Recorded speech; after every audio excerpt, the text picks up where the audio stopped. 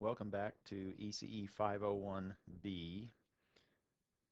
This session will be dealing with singular values and singular value decomposition. And before we get started, I would like to make a couple of announcements. One is homework number 8 is due on Thursday, December 4th.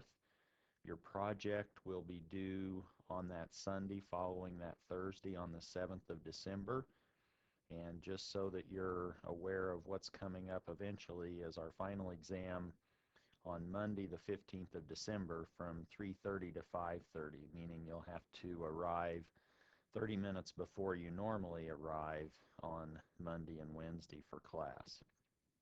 Also, I would really appreciate you taking the time to fill out the teacher course evaluations. Those should be online, and hopefully you've received an email asking you or requesting you to fill those out, and I would really appreciate you taking the time to give me your input, and I do not see that information until after the semester and after all of the grades have been finalized and submitted.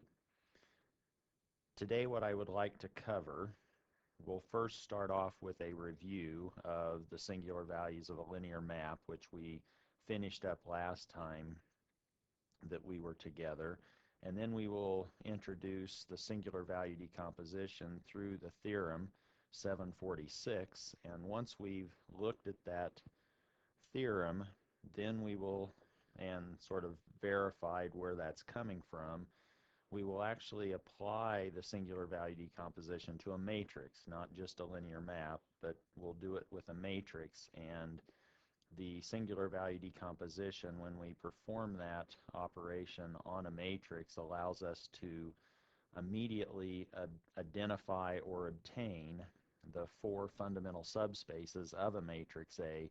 And now this matrix A does not have to be going from one vector space into a similarly dimensioned vector space. Now we could actually have a rectangular matrix. So this is a more general linear map idea with this singular value decomposition, and probably not today, but we will quickly go over some of the material in chapters 8 and 9 subsequent to today's material, and in particular generalized eigenvectors.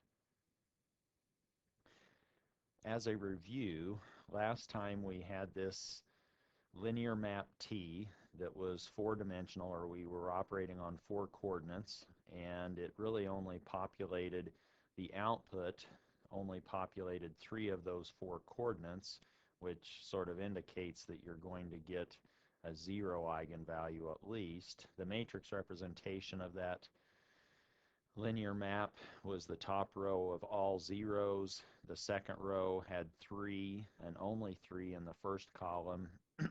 Excuse me. The third row only had 1 non-zero entry, and that was in the second column, which had a value of 2. And finally, in the 4-4 entry of that matrix representation of the linear map, we had -3. And from this particular matrix, you can actually see that it is, in fact,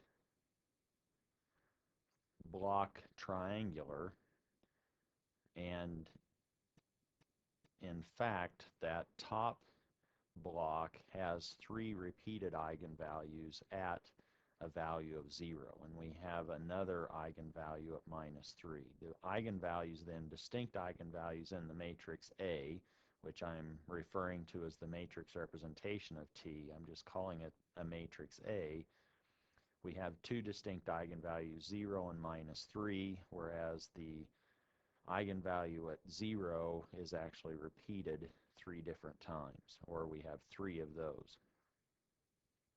If we look at the adjoint of that linear map and look at its matrix representation, then we simply transpose the A matrix that we had above, and again, it retains the same eigenvalues. It still has a block triangular structure. It's just now they're upper triangular, but we still have the same diagonal entries. If we look at the adjoint times the linear map itself in the form of a matrix, that's simply A transpose A. And if we look at A transpose, that says that the top row simply needs to scale the second row of A by a value of 3, and the second row of A had 3 already in the first column. If we scale that by 3, that gives us 9, and that's what we're getting in A transpose A in the 1, 1 entry. Looking at A transpose, the second row of the A transpose A product says take 2 times or scale the third row in A by a factor of 2, and that says then that we need a 4 in the second column of the second row. The third row, because of the all-zero nature of A transpose, will simply give us an all-zero row in A transpose A. And finally, the fourth row of A transpose says to scale the fourth row of A by a value of -3. That A matrix only has a non-zero entry in the 4, 4 element, which is also -3, and there we have -3 squared then in the 4, 4 entry, giving us 9. In A transpose A, it's pretty easy to identify. Since it's diagonal, we can easily identify the eigenvalues of A transpose A, and those are at 9, 4, and 0, where 9 is actually a repeated eigenvalue. We then can take the positive square roots of A transpose A, or the positive square roots of the matrix representation of the adjoint of T times the linear map, to obtain what is defined as the singular values of the original linear map T. Doing that, we had 9, 9, 4, and 0. We take the positive square roots of those 4 numbers, and we obtain for the singular values of T 3, 3, 2, and 0. And we could compare those with the eigenvalues of T, and you can see that we're capturing the same magnitude and really sort of the same range of values. We go at 0 up to a magnitude of 3, and that's what's captured in our singular values. The singular values of a matrix really tell us how we are scaling whatever it is that vectors that we are operating on. That's then a review, and really that just tells us something about the scaling of these linear maps. We would actually like to extend that concept a little bit and actually do a more extensive decomposition of the linear map, meaning we want some basis vectors to accompany this scaling so that our basis vectors can help decompose or find the different contributions of each of these basis vectors, or the components in certain directions, and also sort of give us this scaling that we're used to from the polar decomposition. Let's then start this discussion of, or expand on, this idea of singular values and expand it into singular value decomposition. The singular values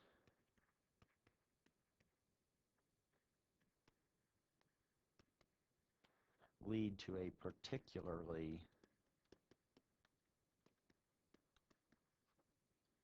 useful decomposition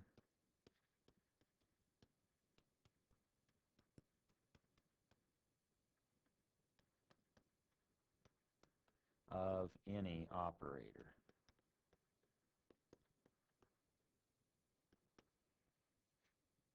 And that decomposition is what we've been leading up to during this entire lecture, the singular value decomposition. And many times, maybe from here on out, I might just call that the SVD, for the singular value decomposition. Let's then state the theorem for the singular value decomposition, and that in the textbook is labeled as Theorem 46 in Chapter 7, and that's the singular value decomposition theorem.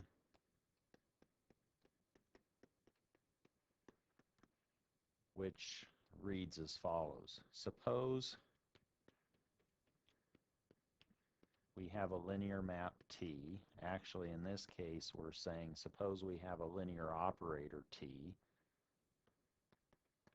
and suppose it has singular values that we've now parameterized as, let's say, lowercase s sub 1, s sub 2, up to s sub n. And we know that those have to be non-negative values. So suppose we have this operator T with the following Nevada in terms of quantity, non-negative singular values. Then there exists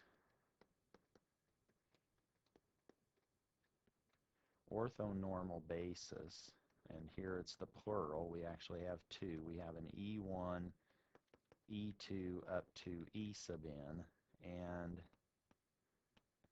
F1, F sub 2 up to F sub n of our underlying vector space capital V,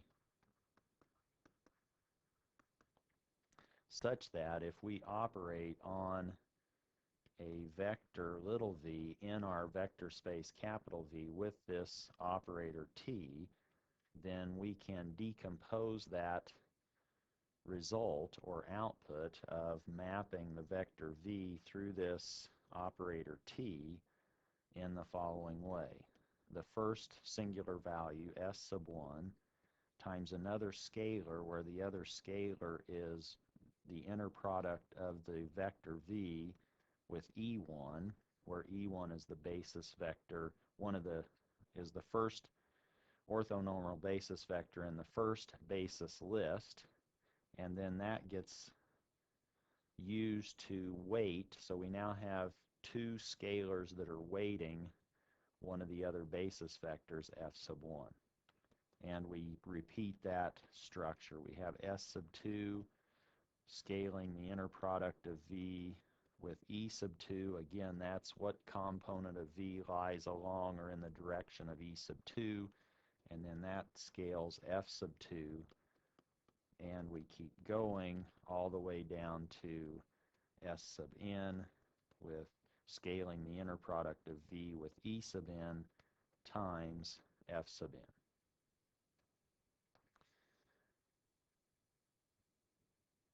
And this is true for all vectors V in the underlying vector space capital V. And this is a little different than what we've been used to seeing, because now we have two basis vectors that are being used in this decomposition of this linear operator. One of those is E's, and the other is made up of F's. And so now we are actually sort of directing our map into the space spanned by the F's, and where V lives, V is sort of our input, and we're saying, how is that input directed relative to the map T? And that's given to us by this inner product with V with all of these E1 through E sub n basis vectors. And then the scaling itself is given to us by the singular values S1 through S sub n. But remember, the E's and the F's are orthonormal, so they're not changing really the scaling. They are simply giving us then the component of V in the appropriate direction, and then how that gets mapped into the range of our operator T. So let's look at now the proof of that particular theorem.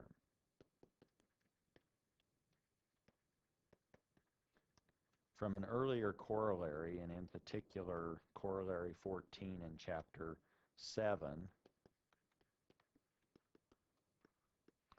there is a basis E1, E2, up to E sub n. So there's a list of basis vectors such that we could find the positive square root of the adjoint of t times t and now find its eigenvalues and eigenvectors. We could really find the eigenvectors of the adjoint of t with t, and then we are simply looking at this eigenvalue-eigenvector relationship of the square root of positive square root of this map t dagger t. Once we have this, so we know that that's true for any linear map capital T because t dagger t is going to be square, and we can find this positive square root. Once we have this identified for all these vectors, or this list of basis vectors, E1 through E sub n, then given any vector little v in our underlying vector space, we can always decompose it in terms of this orthonormal basis list E1 through E sub n. We can express v as the inner product of v with E sub 1 in the, so we find the component of v lying in the direction of E1 and use that to scale E1. Likewise with E sub 2 and all of the other vectors in the basis of E. Now that we have this generic vector little v, this can be any vector in the capital vector space capital V. Now let's go ahead and apply to both sides of that expression, or that equality, the positive square root of t dagger t.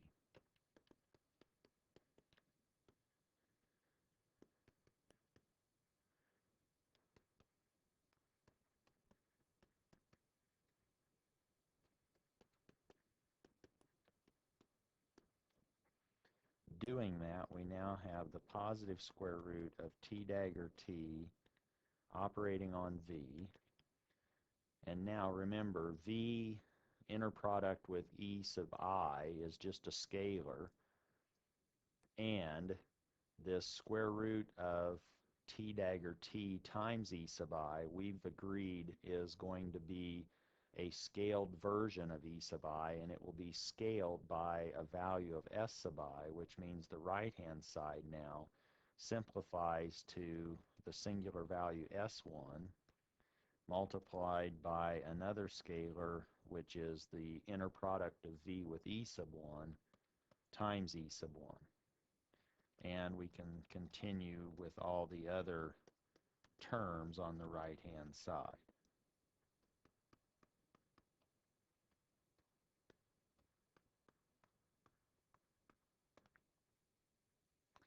That's true because of how we've defined the s's and the e's. Once we've done that, now we have seen before that given an operator t, we can find an isometry that will rotate the square root of t dagger t into the linear map capital T. So let's now remind ourselves of that. And we have seen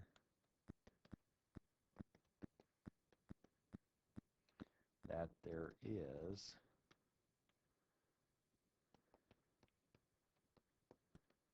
an isometry S that is also a linear map, or an operator, on this vector space V.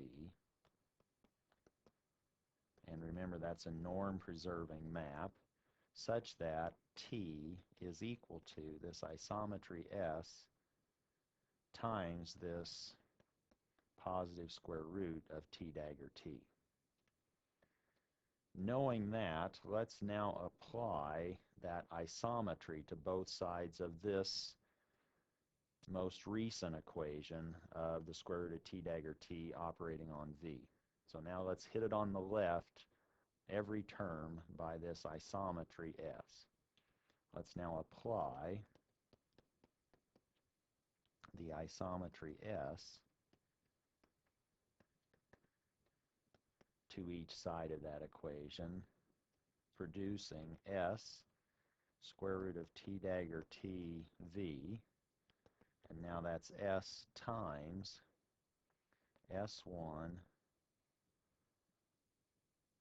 v e1 e1 plus s sub 2 v e sub 2 e sub 2, and that just keeps going down to s sub n v e sub n e sub n.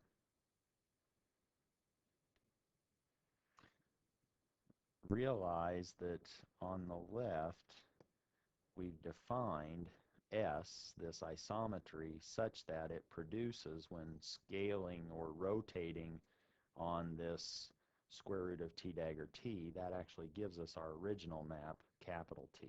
So on the left we have capital TV, and now on the right what we want to do is we want to choose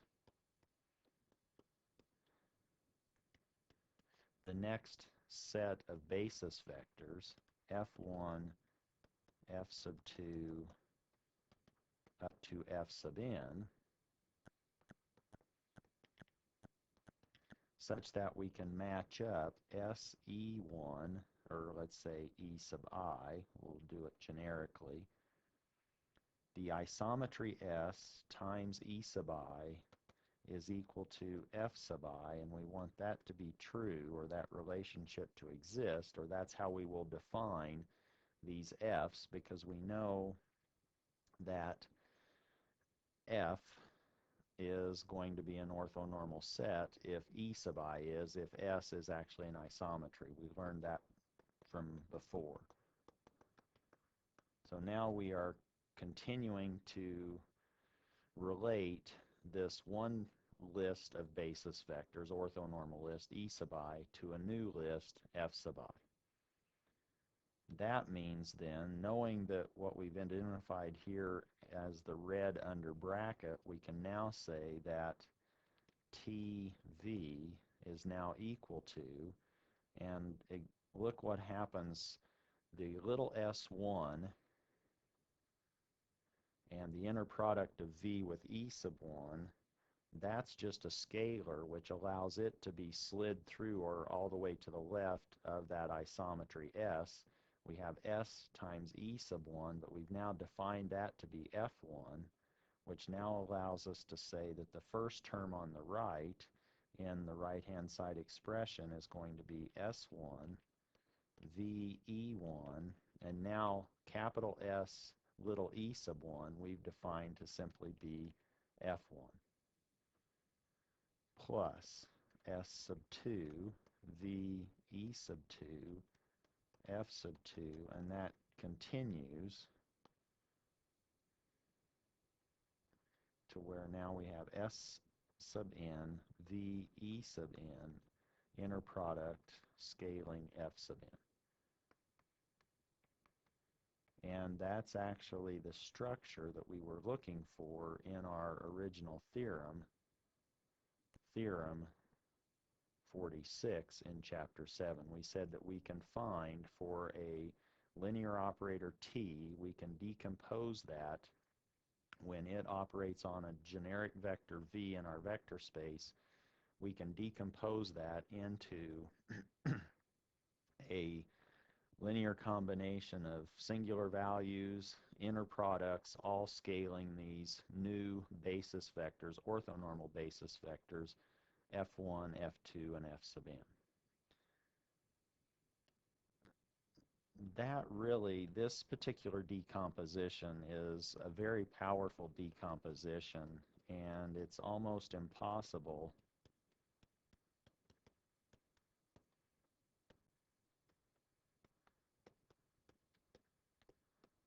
to say too much about this result, meaning we can't hardly brag on it enough.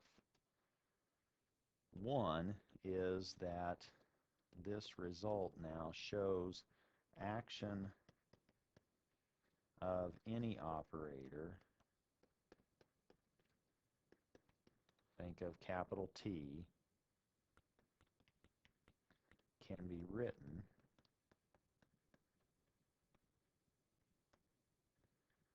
as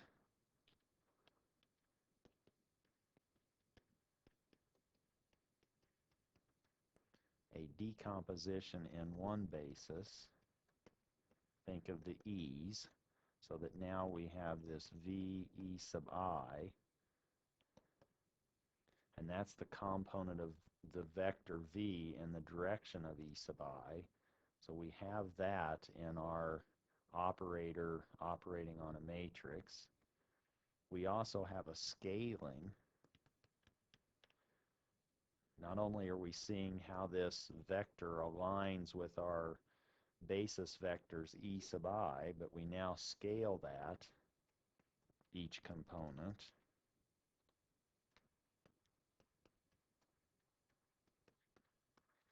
by the singular values, s sub i's. And then we basically use those scalings, the s sub i's times this inner product, to weight or scale the new basis vector, the f sub j's. So we then have a recomposition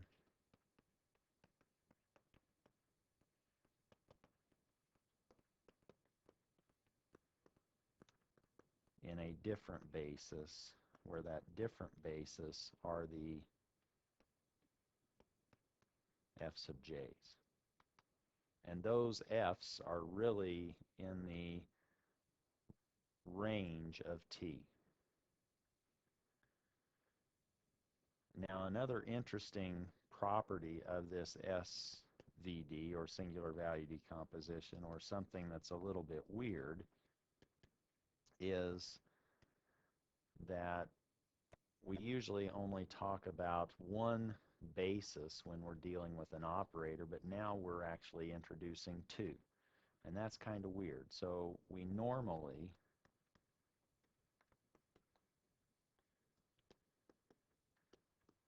only use one basis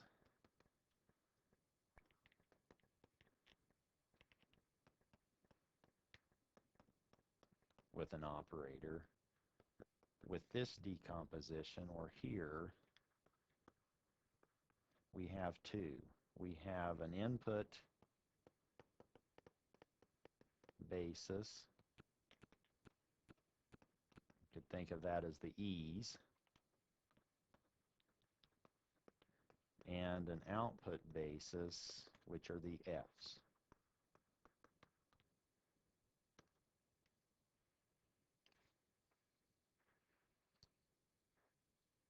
And we could say, just like with a matrix representation of a linear map, we can start to look at what the matrix representation of this SVD is doing. And it's really sort of allowing us to express everything in terms of a diagonal matrix using the appropriate basis vectors on the input side and the output side. Just like with matrix representation of a linear map,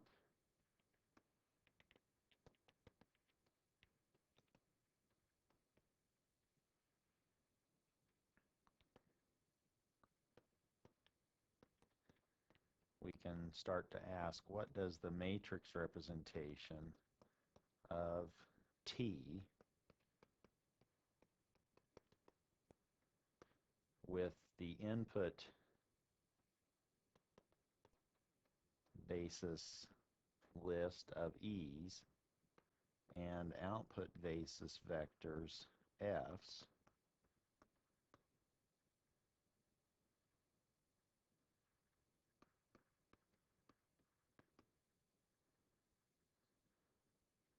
what does that actually look like?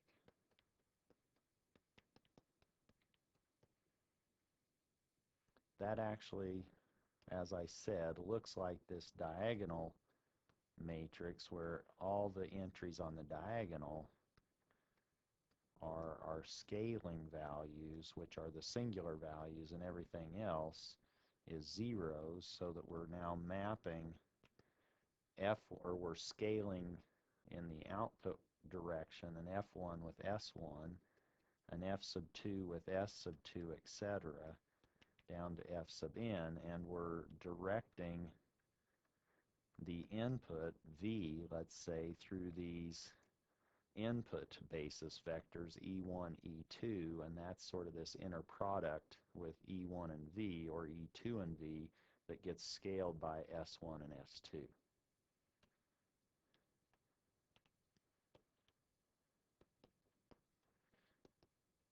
Another interesting fact, in fact, we can apply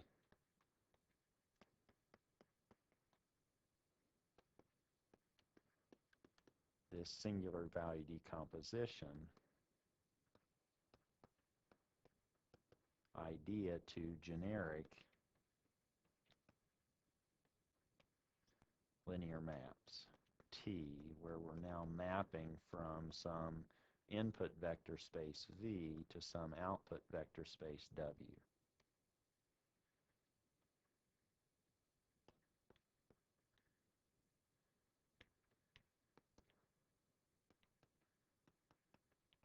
Now, we've only been able to talk about eigenvalues and eigenvectors when we have operators, which are now maps from one vector space back into its vector space. Now we've generalized that, so this is now a generalization of eigenanalysis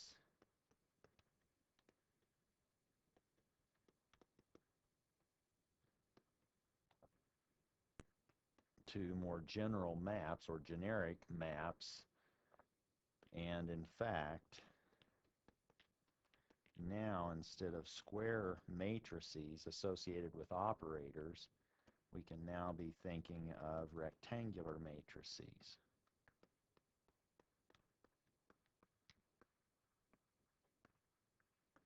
When the input and output vector spaces are not dimensionally the same. And we didn't have any way of really talking about eigenvalues of a generic map. Again, we needed to have operators, or if we were talking about matrices, square matrices, to talk about eigenvalues. No eigenvalues of a generic map, but we can look at eigenvalues of this square root of t dagger t, because that is a square operator.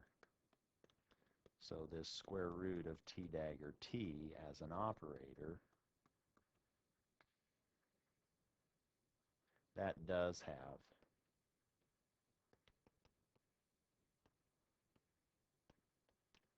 eigenvalues. And finally, we can also view this SVD as a matrix factorization.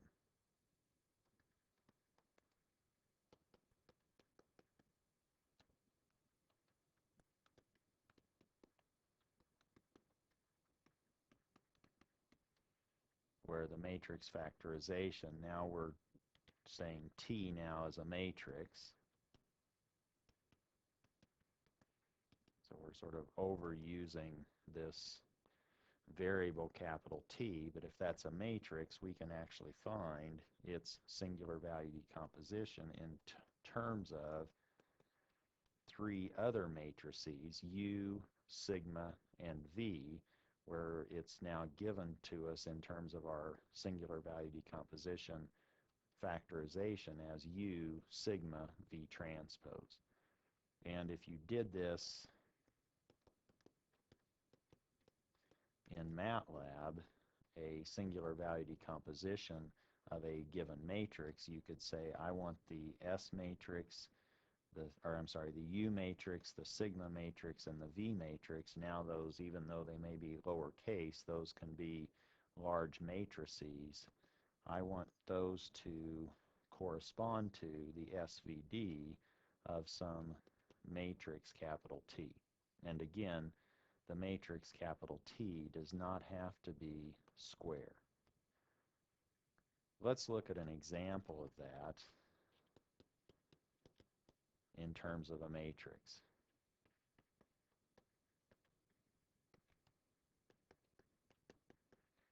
Let's look at the SVD, the singular value decomposition of a matrix.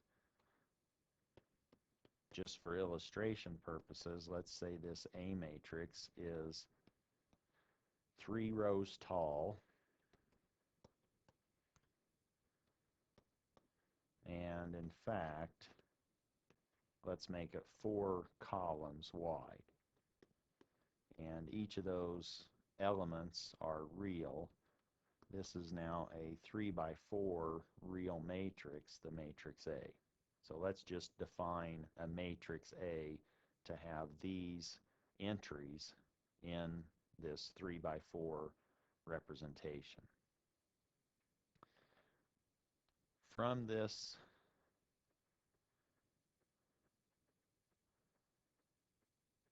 matrix representation, we can look at some of the generic features in terms of the domain of A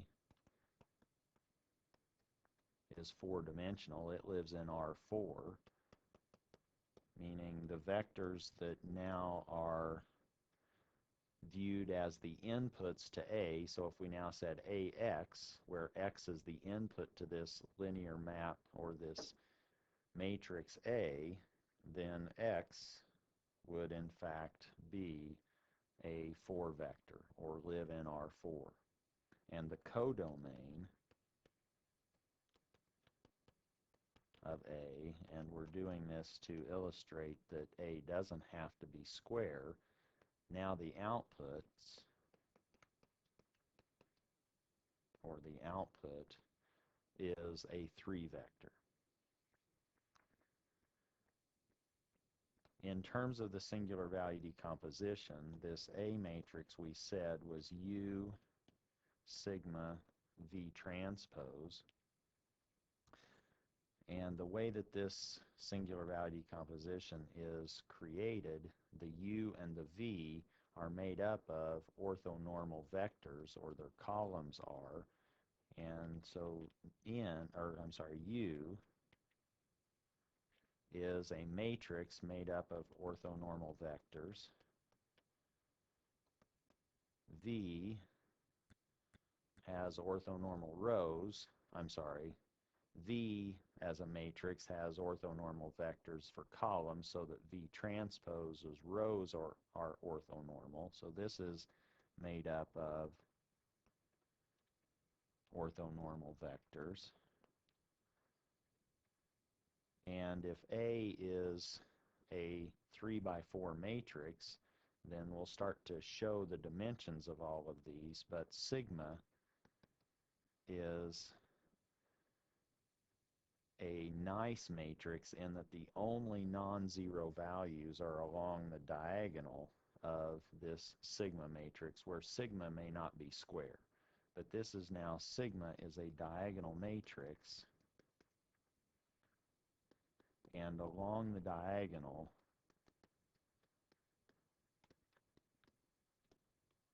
are the singular values of A.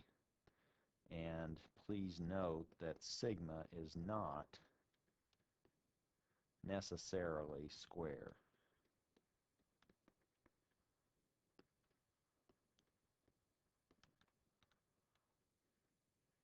In this decomposition, the U matrix is square, and so is the V matrix. U, to be compatible with A, has to have 3 rows, and if it's square, it has to have 3 columns. V, in order to be compatible with A, V transpose has to have 4 columns, and if V is square, then if V transpose has 4 columns, V has 4 rows, it's 4 by 4, and to make the right-hand side matrix compatible, the sigma matrix needs to now have 3 rows so that it can multiply the 3 columns of U, and it has to have 4 columns so that the 4 columns of sigma can actually scale or be multiplied by this V transpose, which is a 4 by 4 matrix. Let's look at this a little more in depth. Recall that if we wanted the singular values of capital T, we would find or use the positive square roots of the eigenvalues of T dagger T.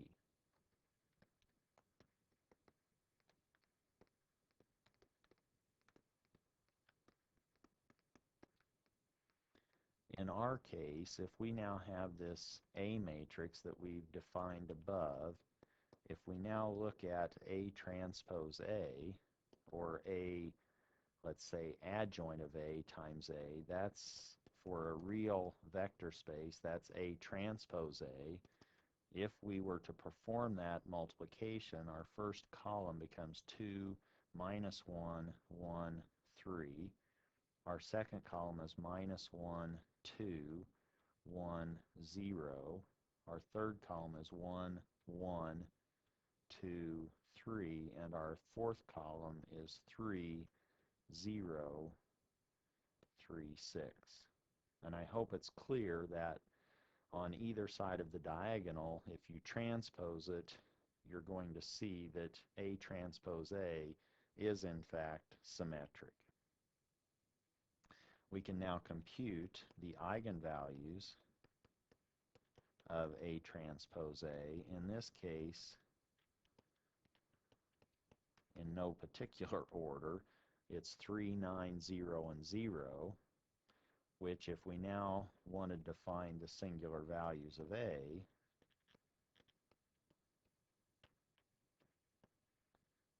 then those are the positive square roots of the eigenvalues of A transpose A.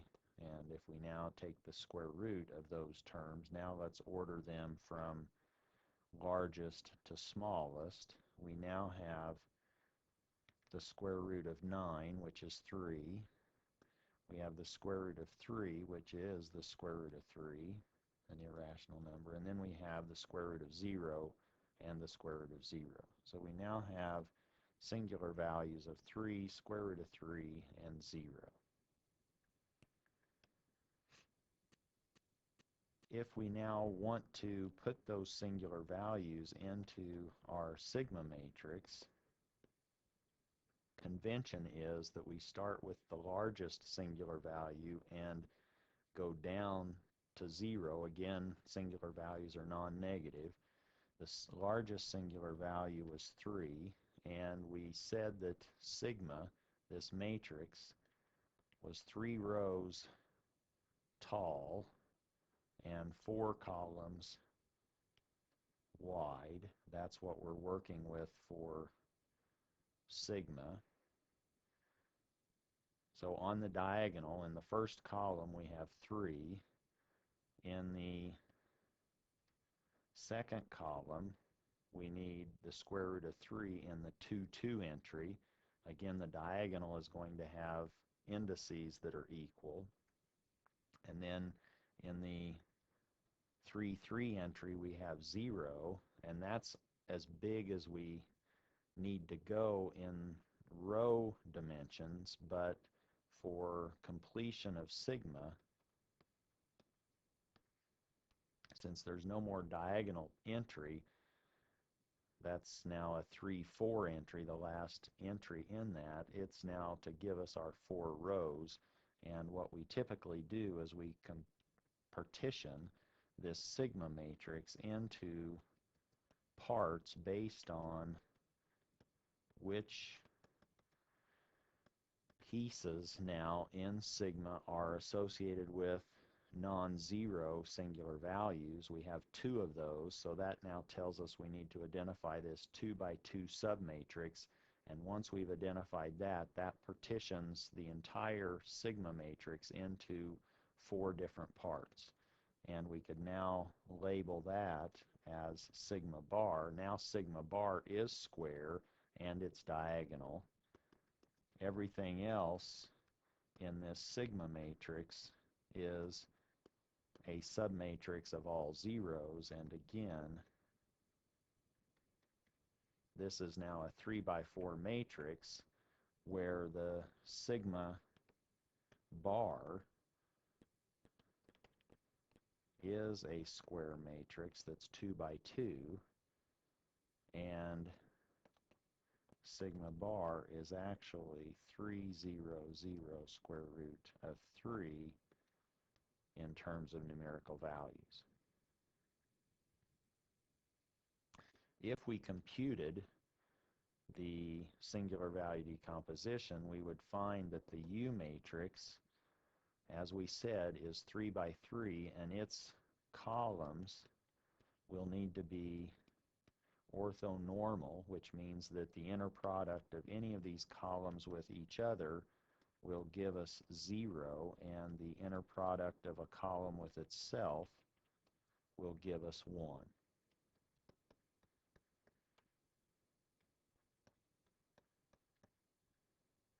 And that may or may not be easy to see, but that second column, you can see that one looks a little bit better. We now have, when we square that, 1/2 plus 1/2, and the third column is now 0.5774, 0.5774, and minus 0.5774. And notice how we have now partitioned the U matrix. It's now compatibly partitioned with the sigma matrix, which means if you look at the rows of capital sigma, you have 3 of those, and the first 2 rows are going to be multiplying the first 2 columns of U, and that's now how we can partition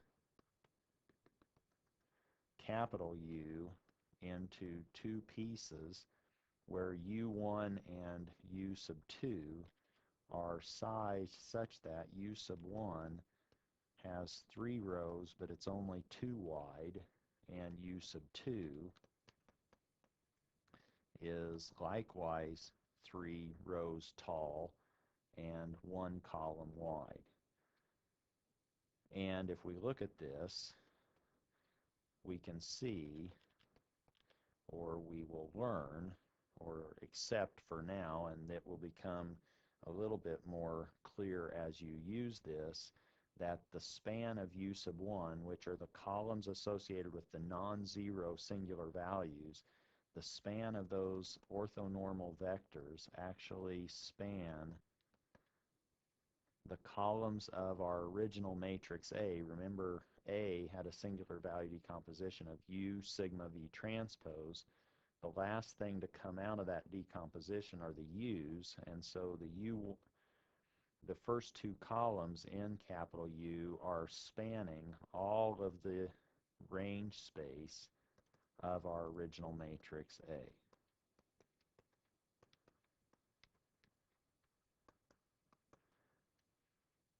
And the output vector space, or the codomain, is in general larger than the range of A. In this example, it's actually 3-dimensional. Our range space is 2-dimensional, and U sub 2 then spans the orthogonal complement. Again, the vectors in U are orthonormal, meaning the third column in capital U is orthogonal and actually normalized. It's orthonormal to the first 2 columns, which means that the third column in the matrix U, which we're saying is the submatrix U sub 2, is the orthogonal complement, or spans the orthogonal complement to the range of A. And so now we've partitioned A or we've identified with the matrix A two subspaces, one the range of A and its orthogonal complement. If we now look at the matrix V in the singular value decomposition, we now have V. That was now worried about the input side of our linear map A. This is now minus 0.4082, 0, minus 0.4082, and minus 0.8165. Again, these columns are orthonormal, and I shouldn't have put that column in there per se, or identified it with a dash, because that's not compatibly dimensioned yet. Then the second column is 0.4082 minus 0.8165 minus 0.4082 and 0. Remember, we had two non-zero singular values in our matrix A, so the two columns there are going to be scaling V, where now that is this partition of the matrix V.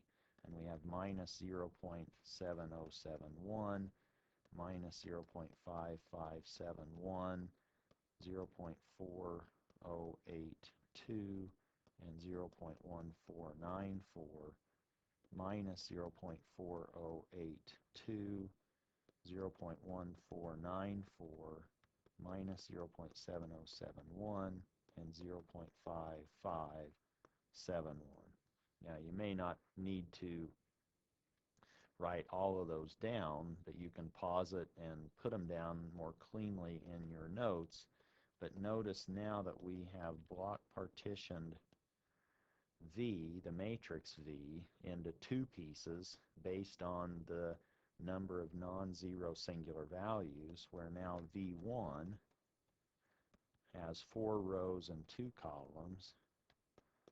V sub 2 is similarly dimensioned. It too, or also, is a 4 by 2 submatrix.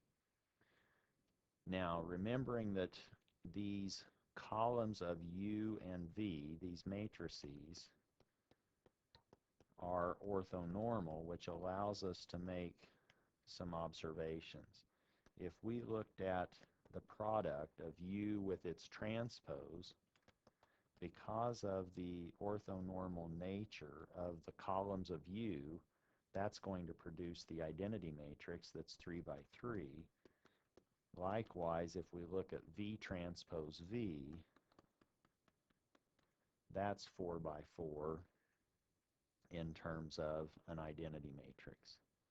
That's going to be helpful in trying to understand what the vectors, these orthonormal vectors in capital matrix V, are associated with in terms of subspaces associated with this linear map A.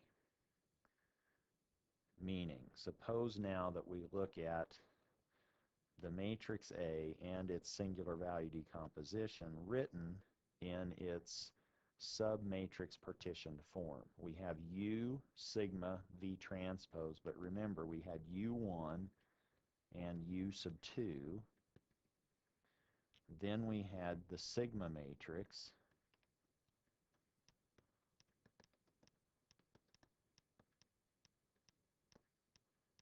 And finally we had the V matrix.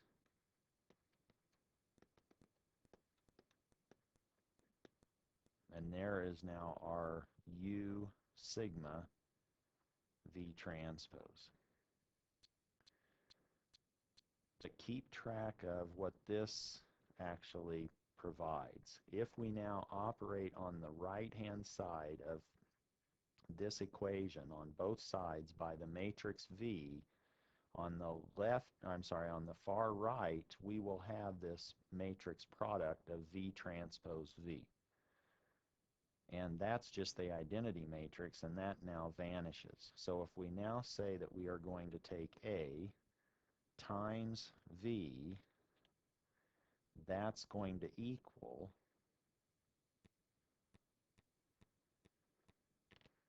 A times V1 V sub 2, but that's simply equal to U1 U sub 2 times sigma.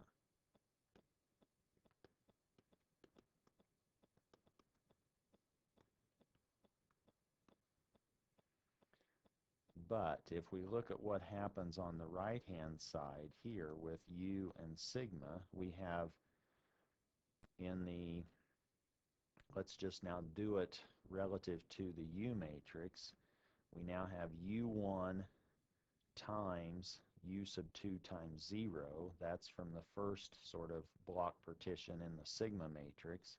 This is now U1 times sigma bar, and then we add to that plus U sub 2 times this 0 right here. So we've now produced that first column submatrix in the product of U with sigma. The next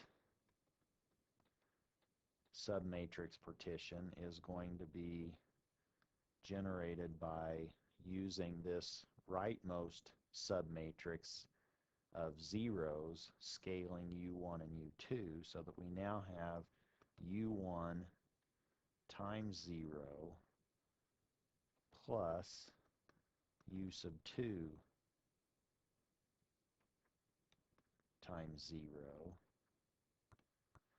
And all of these zeros, this now allows us to say that we can end up with an A on the left times V1 V sub 2 is equal to, on the right-hand side, we simply have U sub 1 times sigma bar, since the U sub 2 is scaled by 0. And on the right-hand side of that block partitioning, we have U1 times 0 plus U sub 2 times 0, or that's just a big 0. And what is that really on the left-hand side? Let me now multiply that out,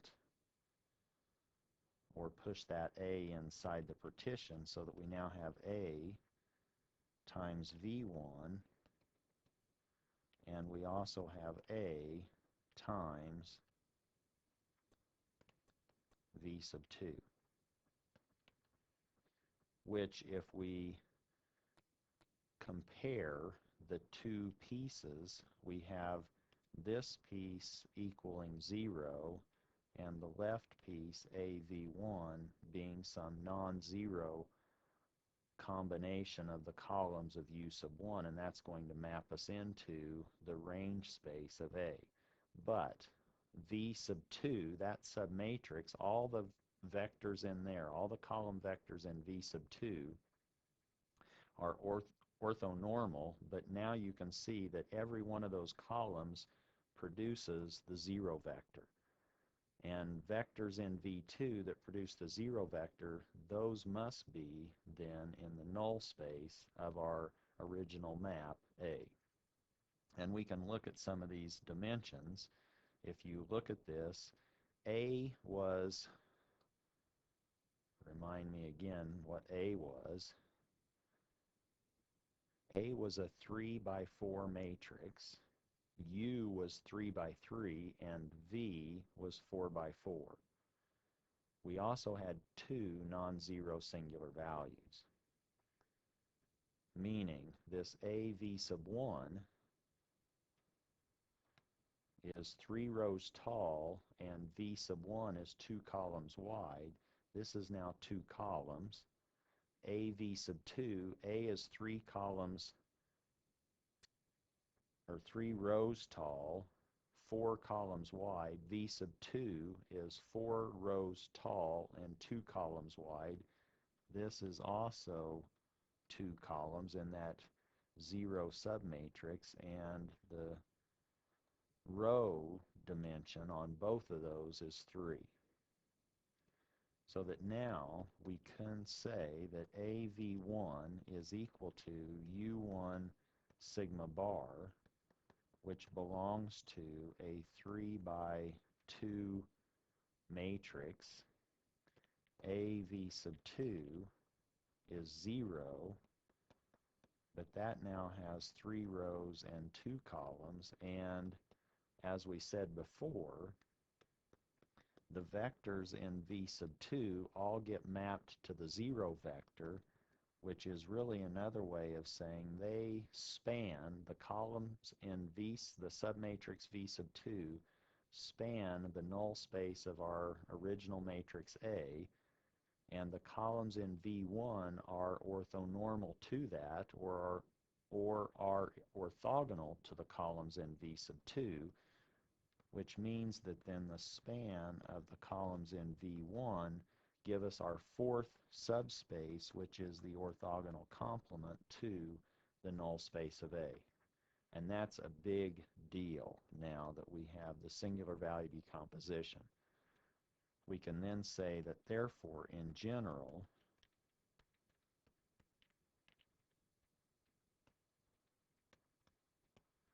U and V in this singular value decomposition of a matrix A, where U is equal to, or A is equal to U sigma V transpose, those matrices and their component parts, or their columns of U's and V's, in general, the matrix U and V provide orthonormal basis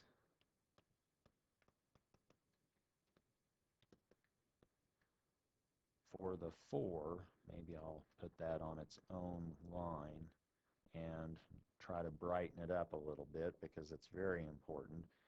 Those matrices, U and V, contain within them orthonormal basis for the four fundamental subspaces of a matrix.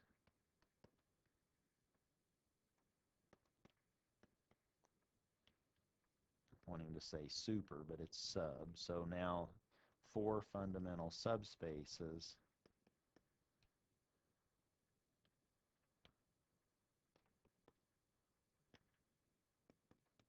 of a generic matrix A, where the four subspaces are as follows.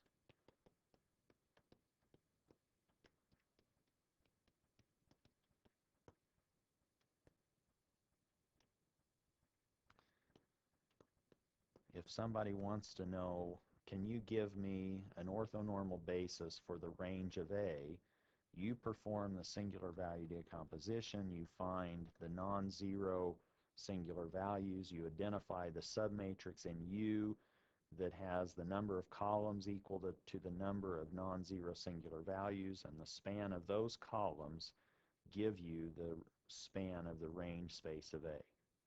Then what's left over in columns in the matrix U are the columns U sub 2, and those actually span the orthogonal complement, or the perpendicular subspace to the range of A.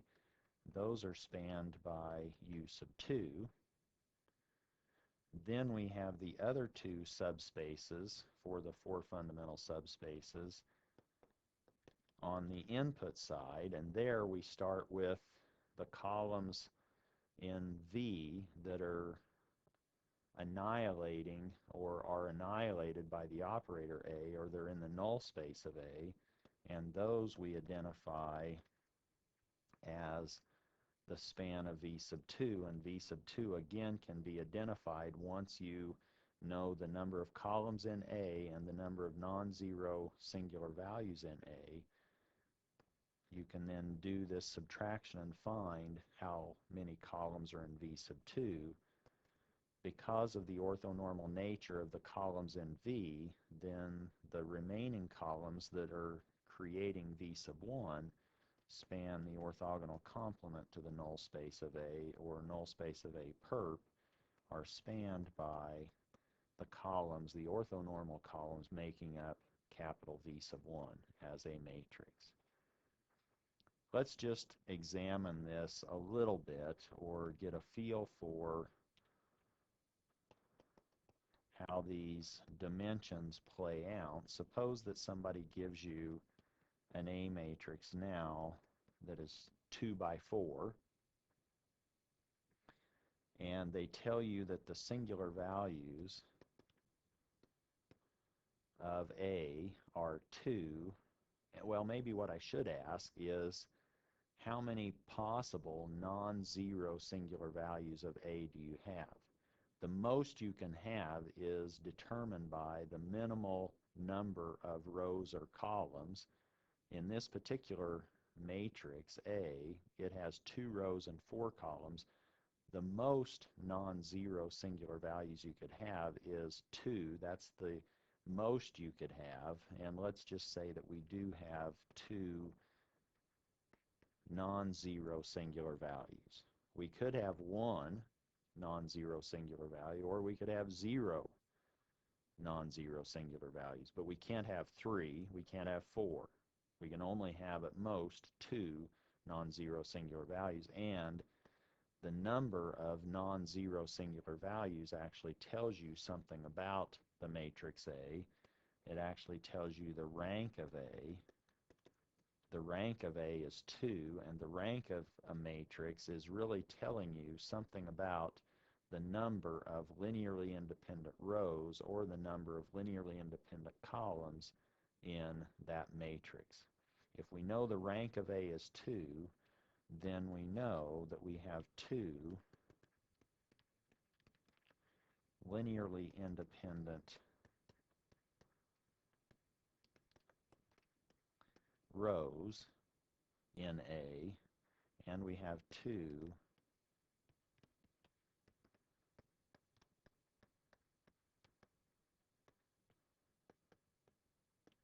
linearly independent columns in the matrix A.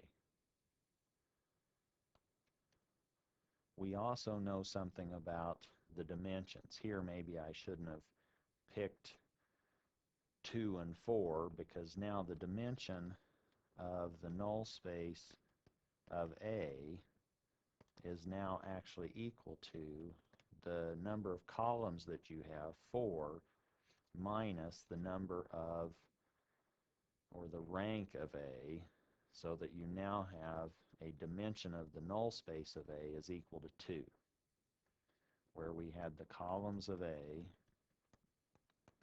equaling 4 and the rank of A equaling 2.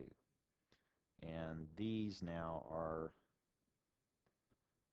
filling in for those locations, and the result gives you then the dimension of the null space of A. And if somebody wanted to illustrate a little bit more in depth what this singular value decomposition might look like, you now know the dimension of the matrix U, and in fact it's 2 by 2, and we don't have a U sub 2, we have a trivial orthogonal or a perpendicular subspace to the range of A. It doesn't exist, and we have U1. We have 2, 0, 0, 1.5. Those are our non-zero singular values. We have 4 columns in sigma. We now have 2 columns in V sub 1, 2 columns in V sub 2. V sub 2 is now 4 rows tall and 2 columns wide, where the span of V sub 2 is going to equal the null space of A. Any linear combination of these orthonormal columns in V sub 2, when operated on A, will map to the 0 vector. They're in the null space of A. Another example,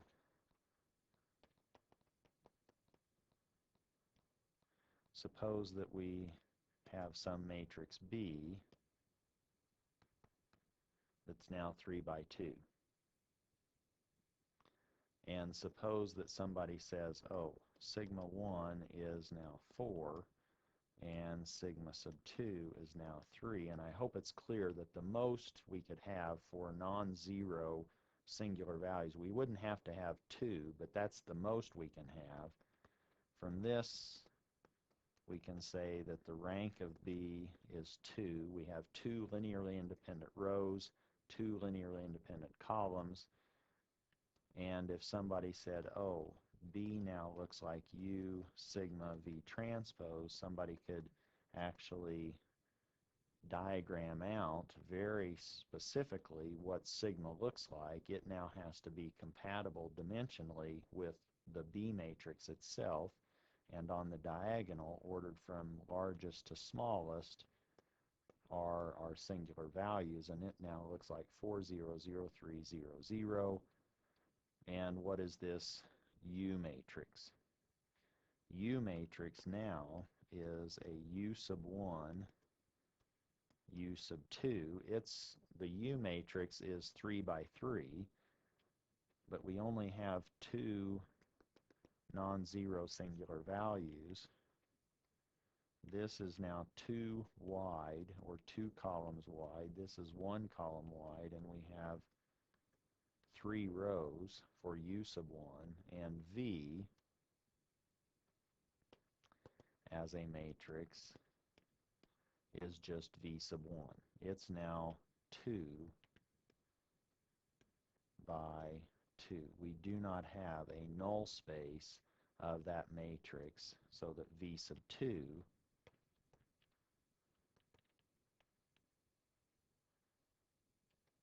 is nothing. That's the trivial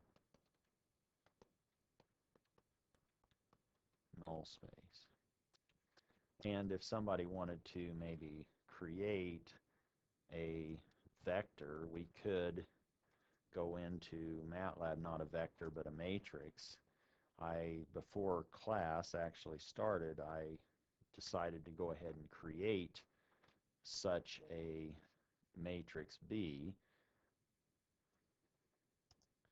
It's now 3 by 2, and I can now do the singular value decomposition of that matrix. I can say UB sig of B and V of B. Maybe I'll make these capital. So let me say that's U of B, sig of B, and V of B. Those are now my U matrix, my singular value matrix, and my V matrix. And I'm doing the singular value decomposition of B. And in fact, you can see that I have singular values of 4 and 3, and the U matrix is 3 by 3, and the V matrix is 2 by 2. And I can then partition the U matrix into 2 pieces, and the V matrix I cannot partition. I just have the V1. I hope that you will learn to appreciate the power of the singular value decomposition. I'm not sure that from this lecture you can fully appreciate what you can do with the singular value decomposition simply with matrices, but one of the big keys is that it now allows you to find orthonormal basis for these 4 fundamental subspaces associated with a generic rectangular matrix A, the range space of A and the null space of A and their orthogonal complements. And I hope that you start to appreciate that as you play more and more with the singular value decomposition.